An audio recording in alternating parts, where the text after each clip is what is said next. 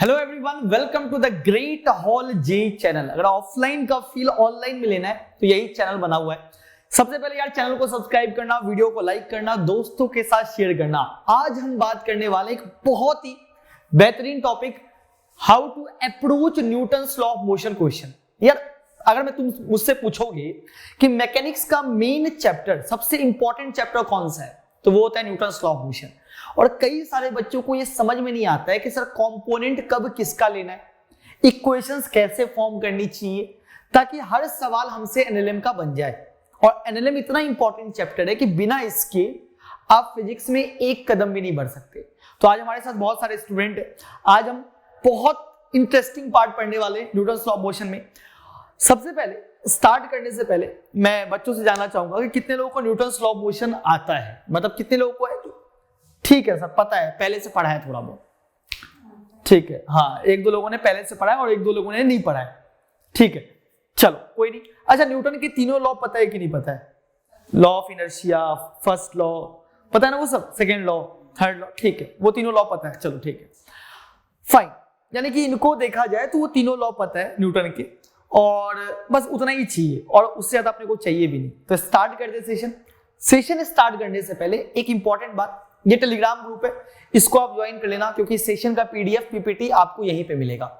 दूसरी इंपॉर्टेंट बात, ये सारे अपकमिंग बैचेस हैं जो स्टार्ट होने वाले 22 और 23 वाले बच्चों के लिए। अगर अभी भी आपने अपनी तैयारी स्टार्ट नहीं की है तो आप इस बैच का हिस्सा बन सकते हो अनअकैडमी प्लस का सब्सक्रिप्शन लेकर। देखो, वीडियोस तो आपको यूट्यूब पे मिल जाएंगे, लेकिन सिलेक्शन के लिए सिर्फ वीडियोस नहीं होते हैं। आपको डाउट्स आएंगे, उनका डिस्कशन होता है, टेस्ट होता है, एनालिसिस होता है, जिसकी वजह से आपको प्लस प्लेटफॉर्म पे आना पड़ेगा। दो तरीके के सब्सक्रिप्शन के प्लान होते हैं, एक प्लस होता है, एक आइकॉनिक होता है। डिफरेंस क्या होता है? आइकॉनिक में कई सारे फीचर्स आपको एक्स्ट्रा मिलते हैं, लेकिन ऐसा नहीं कि प्लस बुरा है, आप प्लस भी ले सकते हो। आइकॉनिक में फीचर्स एक्स्ट्रा है तो प्राइस में भी थोड़ा सा डिफरेंस आता है। आप शान कोड यूज कर सकते हो। बेसिकली अगर आप शान कोड यूज करोगे तो मैं पर्सनली आपको गाइड कर दूंगा, मेंटरशिप प्रोवाइड कर दूंगा। दूसरी इंपॉर्टेंट बात कि अनअकैडमी का एक स्कॉलरशिप टेस्ट है जो दो पार्ट में होने वाला है। 14 एंड 21 नवंबर को होगा ग्रुप स्टेज, और फाइनल होगा 28 नवंबर को। इस टेस्ट की खास बात क्या है कि अगर आप फाइनल में जाते हो तो आपको कैश प्राइज जीतने तक का बहुत अच्छा अवसर है। भाई स्कॉलरशिप तो मिलेगा ही, साथ में आप कैश प्राइज भी जीत सकते हो। तो ये टेस्ट को मिस मत करना, डिस्क्रिप्शन में सारा कुछ दिया हुआ है। ये द्रोड़ा बैच है जो कि मेरा पर्सनल बैच है, आप इसका भी हिस्सा बन सकते हो। 15 तारीख के बाद यानी 15 के बाद मॉडर्न फिजिक्स यहाँ पे स्टार्ट होने वाला है, तो आप ये बैच भी ज्वाइन कर सकते हो। और अनअकैडमी के टॉपर के बारे में क्या ही बताना, आपके सामने रैंक है, रिजल्ट है, सब कुछ आपके सामने है। ठीक है, तो approach to solve NLM problem.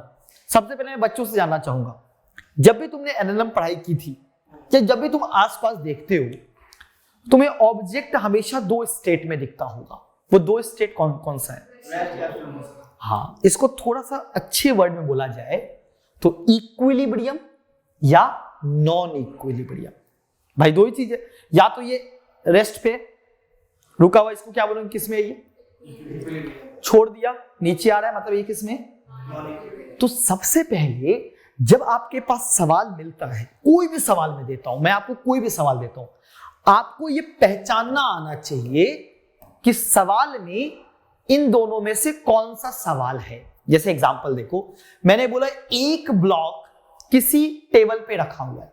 अब कोई भी सवाल को देखकर क्या बोलेगा, ये कौन से पार्ट का सवाल है?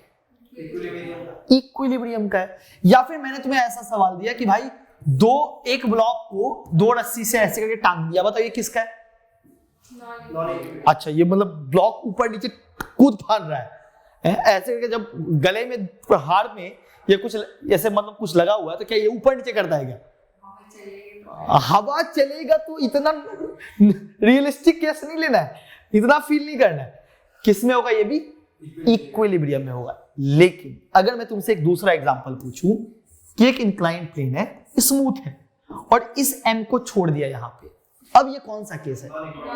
ऑब्वियसली यार ये नीचे ही आएगा, आना पड़ेगा, ये हम नहीं कर सकते। तो सबसे पहला है आपका ऑब्जर्वेशन, कि आप चीजों को कैसे ऑब्जर्व करते हो। ऑब्जर्वेशन आपको बताएगा कि ऑब्जेक्ट इक्विलिब्रियम में है या नॉन इक्विलिब्रियम। ठीक है, हमने पता कर लिया कि ऑब्जेक्ट किस में है। उसके बाद कुछ स्टेप्स हैं जिन स्टेप्स को आपको फॉलो करना है। एक एक करके सारे स्टेप को मैं बताऊंगा कैसे फॉलो करना है, और मैं गारंटी देता हूं कि 100% एनएलएम का सवाल आप सॉल्व कर लोगे अगर ये सारे स्टेप को आप फॉलो करते हो। सबसे पहले आपको टाइप आइडेंटिफाई करना है कि इक्विलिब्रियम है या ठीक है। अब मान लो अगर वो इक्विलिब्रियम है तो एक्सिस का चॉइस हमारे ऊपर डिपेंड करता है। अब ये तुम्हें समझ में नहीं आएगा कि सर ये एक्सिस का चॉइस क्या है, मैं समझाऊंगा। और अगर ये नॉन इक्विलिब्रियम में है तो एक्सिस का चॉइस कौन डिसाइड करता है? ये दोनों बात दिमाग में रखना, क्योंकि ये दोनों चीज बहुत इंपॉर्टेंट है। बट अभी तुम्हें समझ में नहीं आएगा, जस्ट वेट करो। थर्ड पॉइंट क्या है? एफबीडी का full form free body diagram. Free body diagram में हम लोग क्या करते हैं? फोर्सेस दिखाते हैं, जितना भी फोर्स उस पर लग रहा है वो सारे फोर्सेस को क्या करते हैं? वहां पे रिप्रेजेंट करते हैं। एफबीडी बन गया, उसके बाद कौन सा लॉ न्यूटन का यूज करना है? अच्छा, न्यूटन का सेकंड लॉ था क्या? F net is equals to M into A. अरे था ना, न्यूटन का सेकंड लॉ क्या था? F net is equals to mass into acceleration, rate of change of momentum. याद है, rate of change of momentum is equals to F net, वही तो था सेकंड लॉ, ये यूज करना है। अब जब तुम इक्वेशन बनाओगे इन लॉ का यूज करके तो कई बार तुम्हें क्या दिखेगा? अननोन ज्यादा है, इक्वेशन कम पड़ रहा है। तो आखिरी मोमेंट पे जब तुम ऐसे सिचुएशन में फंस जाओ जहां पे अननोन्स ज्यादा हैं, इक्वेशन कम है, तो तुम्हें किसका याद आना चाहिए? कांस्टेंट इक्वेशन का। नहीं फंसो तो अच्छी बात है, फंस जाओ तो इसका याद आना चाहिए। यह स्टेप याद रहेगा। अब मैं तुम्हें दिखाता हूं कि इस स्टेप का यूज करके मैं कैसे बड़े आसानी से सवालों को कर सकता हूं, और फिर आगे अपन बहुत सारे सवाल करेंगे। जितने भी सवाल हमने कांस्टेंट में किए थे ना, सारे सवाल करेंगे। पहले मैं तुम्हें दिखाता हूं कि सवाल अप्रोच कैसे करना है। सबसे पहले मुझे एक बात बताओ, किसी भी फोर्स का कितना कंपोनेंट पॉसिबल है? दो कंपोनेंट, एक्स और वाई। जेड की अपन बात नहीं कर रहे हैं, अगर जेड भी होगा तो दो कंपोनेंट पॉसिबल है।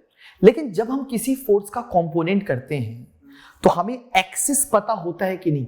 ऑब्वियसली यार, अगर मान ले मैंने बोला कि इस एफ का कंपोनेंट करो, तो तुम क्या बोलते हो कि ये एफ कॉस थीटा और ये क्या है? तो तुम्हें एक्सिस पता है ना। अगर किसी बंदे ने बोला कि ये मेरा एक्स है और ये मेरा वाई है और ये एंगल फाई है, तो कंपोनेंट चेंज हो जाएगा। इसके लिए एफ साइन फाई मतलब कॉस फाई और ये एफ साइन फाई। तो एक्सिस अगर चेंज होगा तो कंपोनेंट चेंज हो जाएगा कि नहीं? हो जाएगा। तो ऐसे देखा जाए तो बहुत इंपॉर्टेंट है कि हमें एक्सिस पता होना चाहिए, क्योंकि हम लोग जब सवाल सॉल्व करेंगे, सेकेंड लॉ का यूज करेंगे, तो सेकेंड लॉ हमें एक्स में भी लगाना है और अलग अलग लगाना है। ऐसा नहीं कि दोनों को कंबाइन लगाना है, ऐसा थोड़ी कि बीच में हवा में लगाते हैं, नहीं। हम लोग सारे फोर्सेस का क्या करते हैं? कंपोनेंट करते हैं, एक्स को अलग सॉल्व करते हैं और वाई को। लेकिन एक्स और वाई कैसे सॉल्व करोगे जब तक कि तुम्हारा एक्सिस नहीं पता होगा। अब कई बार तुमने क्या देखा होगा कि लोग mg का कंपोनेंट करते हैं, कई बार क्या होता है नॉर्मल का कंपोनेंट करते हैं, देखा है? लेकिन हमें कैसे पता चलता है कि सर नॉर्मल का कंपोनेंट करें या mg किसका करें? आज उसी पे चर्चा करेंगे और वही सबसे इंपॉर्टेंट है। चलो मैं तुम्हें एक एग्जांपल से समझाता हूं। सबसे पहले अपन बात करते हैं इक्विलिब्रियम वाले सवालों की। सबसे पहले किसी बात करते हैं। चलो जैसे एक एग्जांपल देखो, मैंने बोला ऐसे करके एक रस्सी में एक ब्लॉक m कनेक्टेड, और ये एंगल दे दिया 37 डिग्री और ये एंगल दे दिया 53 डिग्री। पहले सवाल हम मेरे पास आ गया, पहले मुझे बताओ ये किस टाइप का सवाल है? टाइप डिसाइड करो। इक्विलिब्रियम में कितनी रस्सी तुम्हें दिख रही है? तीन, 1 2 3। ये यहां पे गांठ पड़ा हुआ है, ज्वाइंट है। तो कितनी रस्सी है? रस्सी बदलेगी तो टेंशन बदलेगा कि नहीं बदलेगा? बदलेगा। अच्छा तो तुम्हें कितना फोर्सेस, अगर मैं इसकी एफबीडी बनाऊं तो तुम्हें टोटल कितने फोर्सेस दिखने वाले हैं? mg। एक तो लगा mg, बहुत बढ़िया। और ऊपर क्या लगा? T1 बोल दे। अच्छा यहां पे T2 बोल दे, और यहां क्या बोल दे? T3। और तो कोई फोर्स ही नहीं। ठीक है, एफबीडी भी तैयार हो गई। अब तुम्हारा मेरा सवाल है कि एक्सिस डिसाइड करना है। वो बहुत इंपॉर्टेंट है। सबसे इंपॉर्टेंट है एक्सिस डिसाइड करना। कुछ लोग इसको एक्सिस मान सकते हैं, कुछ लोग इसको एक्सिस मान सकते हैं। क्या फर्क पड़ता है? याद रखना, अगर सवाल इक्विलिब्रियम वाला होगा तो एक्सिस का चॉइस किसके ऊपर डिपेंड करता है? हमारे ऊपर। अब नॉर्मली हम लोग इसको एक्सिस मानते हैं, बट ऐसा जरूरी नहीं है। तुम चाहो तो इसको भी एक्सिस मान सकते हो, अपने हिसाब से देख सकते हो। मैं इस सवाल के लिए जो नॉर्मली लोग मानते हैं इसको मान लेता हूं एक्स, और इसको क्या मान लेता हूं? वाई। मान लिया, कोई दिक्कत नहीं। इस ब्लॉक के बारे में बात करते हैं। ब्लॉक पे mg और T1 लग रहा है, दो फोर्स लग रहा है। दोनों फोर्स एक्सिस पे लाई कर रहे हैं कि नहीं कर रहे हैं? कर रहे हैं। एक्स में कोई फोर्स नहीं है, सिर्फ फोर्सेस कहां पे? ब्लॉक इक्विलिब्रियम में है कि नहीं है? तो क्या लिख सकते हो न्यूटन के सेकंड लॉ के अकॉर्डिंग? नीचे का फोर्स ऊपर के बराबर, तो क्या लिखोगे? डन है। अच्छा, लेकिन मुझे T2 और T3 भी निकालना है। लेकिन मेरा सवाल है कि T2 और T3 एक्सिस पे लाई कर रहा है कि नहीं कर रहा है? बीच में एक्सिस पे लाई नहीं कर रहा। जो फोर्सेस एक्सिस पे लाई नहीं करता है उसका क्या करते हैं? कंपोनेंट तोड़ते हैं। तो जल्दी से कंपोनेंट तोड़ते हैं। ये कंपोनेंट क्या हो गया? ये 37 डिग्री हो गया, T2 cos, और ये T2 sin 37। Similarly T3 sin 53, और ये cos 53। अच्छा, ये पॉइंट का मास कितना होगा? पॉइंट है, इसका मास कितना होगा? नल, जीरो, कोई मास नहीं है। तो ये दोनों फोर्स बैलेंस करेगा कि नहीं? तो क्या लिखोगे? T3 cos 53 is equal to T2 cos 37। और ऊपर का फोर्स नीचे का फोर्स बैलेंस करेगा कि नहीं? तो क्या मैं T1 को T2 sin 37 plus sin 53 plus हो गया, सॉल्व कर लेंगे, आंसर आ गया। लेकिन सवाल ये था, जब हमने सॉल्व किया तो हमने सबसे पहले क्या डिफाइन किया एफवीडी बनाने का? और एक्सिस का चॉइस किसके ऊपर डिपेंड किया? हमारी जैसी मर्जी। कई लोग क्या करेंगे, इसको एक्सिस मान लेंगे। अगर तुमने इसको एक्सिस माना होता, इसको एक्स और इसको वाई, क्योंकि देखो यहाँ 90 बन रहा है, देख रहे हैं यहाँ 90 बन रहा है, 37 प्लस 53 90, ये एंगल कितना बना?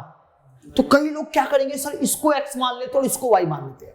अगर तुमने इसको एक्स और इसको वाई माना होता तो कंपोनेंट T2 T3 का होता या T1 का होता? कंपोनेंट T1 का करते हैं। तो एक्सिस का चॉइस के हिसाब से ही कंपोनेंट करना है, और वो चॉइस इक्विलिब्रियम सवालों में किसके ऊपर डिपेंड करेगा? हमारे ऊपर डिपेंड करेगा। आई बात समझ में? लेकिन बात क्या है कि जब अगर सवाल में नॉन इक्विलिब्रियम होता है, जैसे कि ये सवाल है, M2 मान लो बड़ा है M1 से, अब इसमें कोई भी देख के बता देगा कि ये इक्विलिब्रियम का क्वेश्चन है या नॉन इक्विलिब्रियम का? नॉन इक्विलिब्रियम का क्वेश्चन है। ठीक है, ये ब्लॉक किधर जा रहा होगा? नीचे जा रहा होगा। कितने से मान लेते? A2 मान लेते हैं। ये कितने से ऊपर जा रहा होगा? A1 से। याद रखना, नॉन इक्विलिब्रियम वाले सवालों के लिए एक्सिस का चॉइस कौन डिसाइड करता है? एक्सेलरेशन। जिधर एक्सेलरेशन है उधर तो एक एक्सिस मानना ही पड़ेगा, हमारी मजबूरी है, हम कुछ नहीं कर सकते, हमारी मजबूरी है। यानी कि अपने को एक्सिस यही लेना पड़ेगा। अब मुझे एक बात बताओ, यहां टेंशन लगा, यहां क्या लगा? M2G। यहां क्या लगा? रस्सी सेम, तो टेंशन सेम। ये नीचे आ रहा है, इक्वेशन क्या लिखोगे? जल्दी बोलो। M2G minus T is equals to, वहां इक्वेशन क्या लिखोगे? ऊपर जा रहा है, जल्दी बताओ क्या लिखोगे?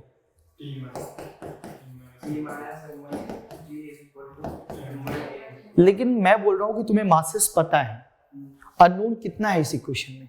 टोटल अननोन्स कितना है अगर मासेस पता है तो? एक्सेलरेशन में 2 है या 1 है? 2। तो टोटल अननोन कितने हो गए? इक्वेशन कितने हैं? 2। कभी भी ऐसे सिचुएशन में फंस जाओ तो आखिरी मोमेंट पे किसका याद आना चाहिए? कॉन्स्ट्रेन इक्वेशन। और अकॉर्डिंग टू कॉन्स्ट्रेन इक्वेशन A1 की वैल्यू पहले ही बताया था मैंने, सॉल्व कर लेंगे, आंसर आ जाएगा। आई बात समझ में? चलो और सवाल देखो। जैसे ये सवाल है, जस्ट इमेजिन, ये सवाल है। सबसे पहले एक्सिस के बारे में सोचते हैं, पहले इसका एबीडी बनाते हैं। यहाँ पे क्या लगा, यहाँ क्या लगा, टेंशन, यही टेंशन यहाँ लगा नॉर्मल, यहाँ लगा M1G। अच्छा, ये नीचे आएगा, मान लो A2 से आया और ये सामने आया A1 से, ठीक है। एक्सिस की बात करते हैं, किसी को कोई डाउट है? एक्सिस यही हो सकता और कुछ नहीं हो सकता, कोई डाउट है? यही पॉसिबिलिटी एक्सिस का और कोई पॉसिबिलिटी नहीं। इसकी इक्वेशन की बात को बताओ, क्या लिखोगे? उसका क्या लिखोगे? वो x में एक्सेलरेटेड है तो, और कोई फोर्स ही नहीं है x में। लेकिन अभी भी दो इक्वेशन है, 3 अननोन है। एक कंस्ट्रेंट क्या होगा, बता चुका हूं कंस्ट्रेंट इक्वेशन। अच्छा, उसके y में क्या इक्वेशन है? y में कोई मोशन हो रहा है क्या? y में इक्विलिब्रियम में, तो बहुत बढ़िया, हो गया खत्म। चलो इस सवाल की बात करते हैं, सेम फंडा है, कोई लोड ही नहीं लेना। यहां क्या लगाया, टी और यहां पे 2t, इसका क्या मान लिया, A1।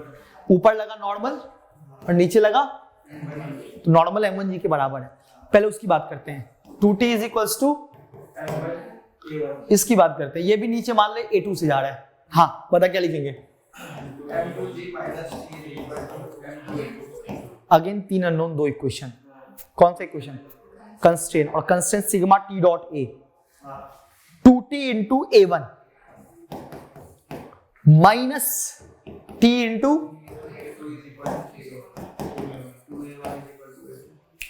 सॉल्व कर लेंगे, आंसर आ जाएगा। आई बात समझ में? क्या करना है, सवालों को पहचानना और सॉल्व करना है। यहां सवाल को पहचानना, नॉन इक्विलिब्रियम वाला सवाल है, दिख ही रहा है नॉन इक्विलिब्रियम में। ये ऊपर जा रहा है, मान लेते हैं नीचे आ रहा है, A2 से ये ऊपर जा रहा है A1 से। यहां पे क्या लगाया,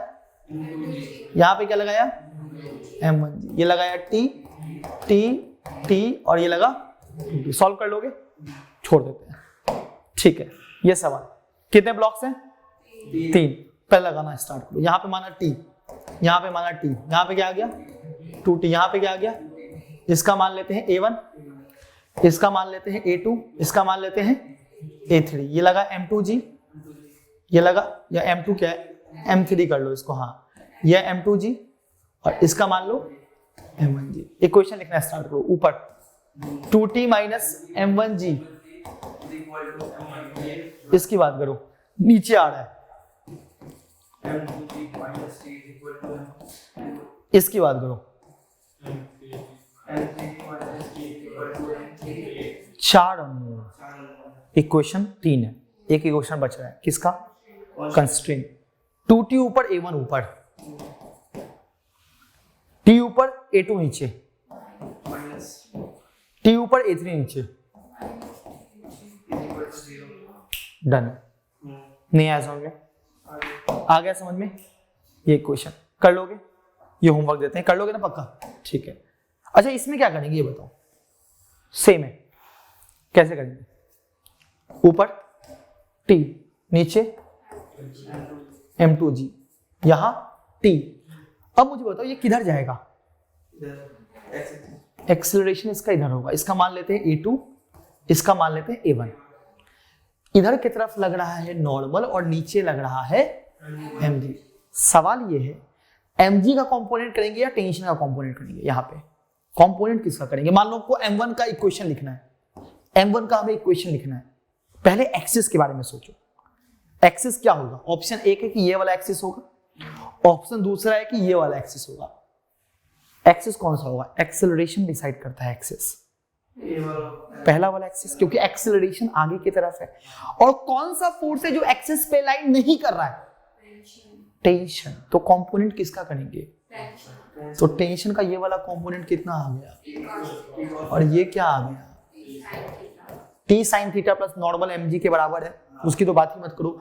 लेकिन एक बात पक्का है कि टी कॉस थीटा मेरा, इसकी बात करो।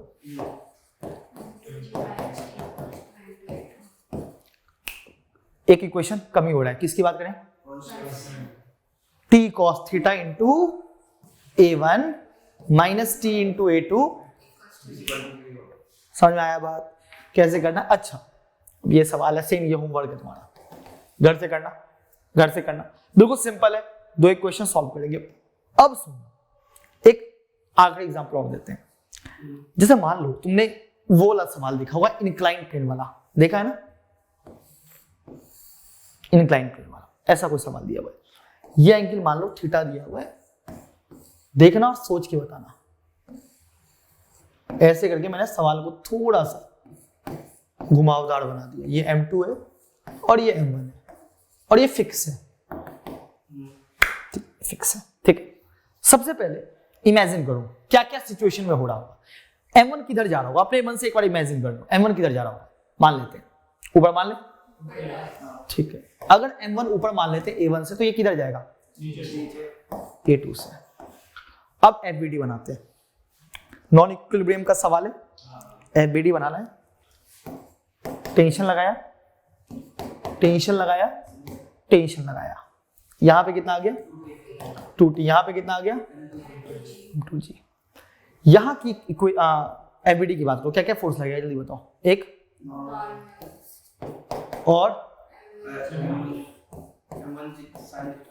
रुक जाओ, M1G, अभी रुक जाओ। हाँ अब पहले एक बात बताओ, तुम्हारे पास दो चॉइस में दे रहा हूं, एक तो ये चॉइस है एक्सिस का, M1 की बात कर रहा हूं M1 के लिए, और एक ये चॉइस है एक्सिस का।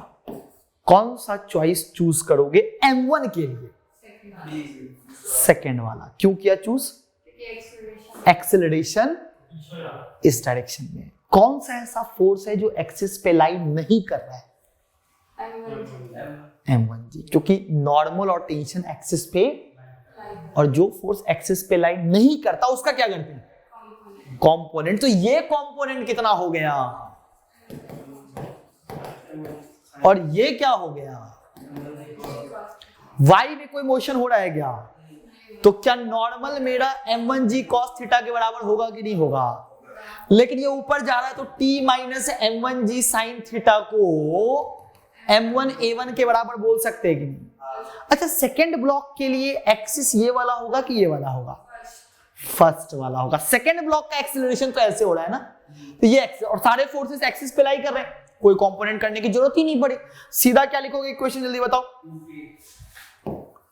M2G माइनस, और एक इक्वेशन की कमी आ रही है तो किसका याद आएगा, तो TA1 minus 2TA2 equal to 0। हमेशा दुनिया में कोई भी सवाल एनएलएम का बना दे और कुछ नहीं बना सकता। दो ही टाइप के सवाल होंगे, या तो इक्विलिब्रियम वाले या नॉन वाले।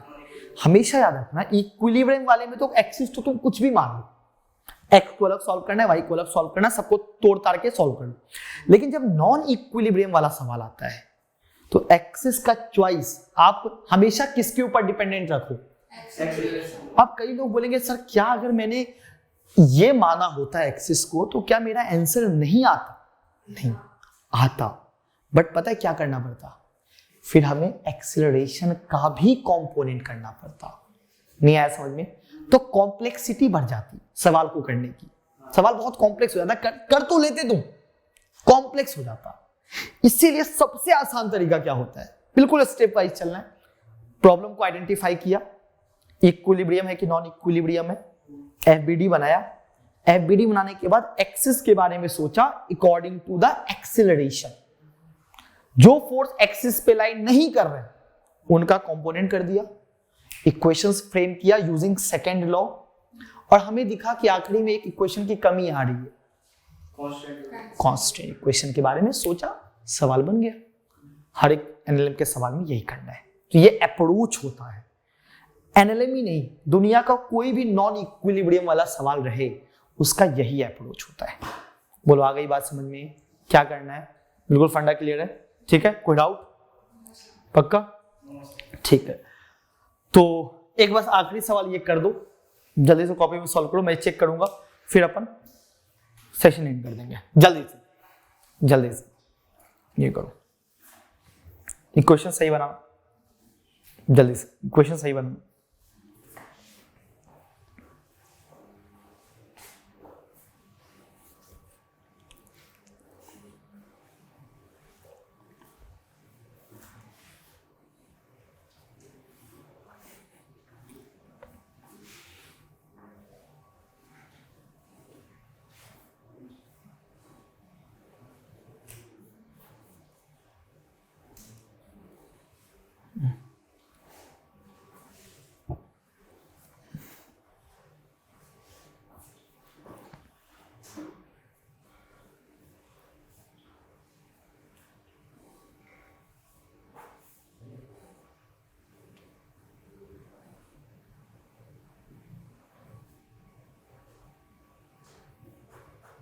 हो गया, ठीक है, देखते हैं सबने कर लिया।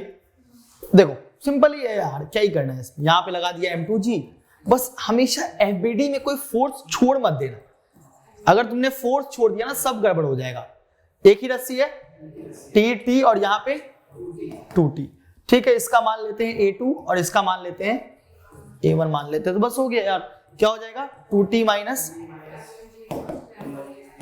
A1, इसकी बात की तो M2G minus T is equals to M2A2 और वो क्या आ जाएगा TA1 सॉरी 2TA1 हाँ minus TA2 equal to. Done है, समझ में आ गया कैसे सवालों को अप्रोच करना है, कोई भी टफ सवाल होगा अपन कर लेंगे, ठीक है ना। तो फाइन, सेशन को यहीं पे एंड करेंगे। एंड करने से पहले अगेन इंपॉर्टेंट बात है, ये सवाल होमवर्क है, देख लेना, ये सवाल होमवर्क रहेगा तुम्हारा, घर से करके आना, ठीक है। मैं पीपीटी शेयर कर दूंगा टेलीग्राम पे, तो कोई चिंता करने की बात नहीं है। दूसरी इंपॉर्टेंट बात, पूरा स्टेप आ गया, अगर प्लान कर रहे हो अनअकैडमी का सब्सक्रिप्शन ज्वाइन करने का, तो यू कैन यूज कोड शान प्लस आइकॉनिक, कोई भी आप प्रेफर कर सकते हो, कई सारे अपकमिंग बैचेस हैं और ये 2 फेज में एग्जाम हो रहा है अनअकैडमी चैंपियंस लीग, तो ये मिस मत करना, ठीक है। 14 एंड 21 नवंबर को ग्रुप स्टेज होगा, फाइनल होगा 28 नवंबर को, और आपके सामने स्कॉलरशिप प्राइजेस है, तो क्या पता मौका मिल सकता है। 50 पेटी तुम रखना, 50 पेटी हम रखेंगे, ठीक है ना। तो फाइन, सेशन आ गया समझ में, कोई डाउट है नहीं है, तो अपन नेक्स्ट सेशन की बात करते हैं। नेक्स्ट सेशन में अपन बहुत कुछ और भी बात करेंगे। तो जो भी सेशन में आया था, सेशन को लाइक करना और कमेंट करके बताना कौन सा पार्ट आपको समझ में नहीं आया, कहां पे आपको डाउट आ रहा है, वो कमेंट करके बताना, ताकि अपन उसके ऊपर वर्क कर सकें। Bye guys, take care, all the best.